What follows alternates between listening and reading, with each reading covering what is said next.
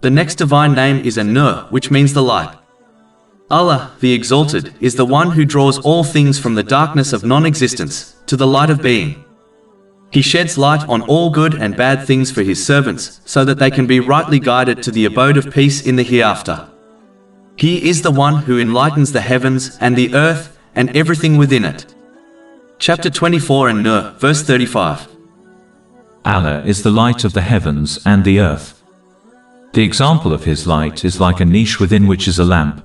The lamp is within glass, the glass as if it were a pearly white star lit from the oil of a blessed olive tree, neither of the east nor of the west, whose oil would almost glow even if untouched by fire.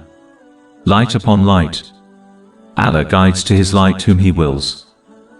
The Muslim who understands this divine name will act on the advice and commands of Allah, the Exalted, as they shed light on the truth and guide people to eternal success.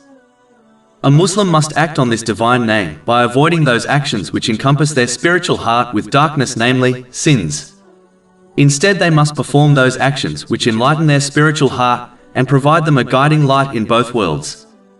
This has been indicated in a narration found in Jami at Tirmidhi, number 3334. Over 400 free ebooks, audiobooks, infographics, podcasts and blogs available on our website, www.shaykhpod.com.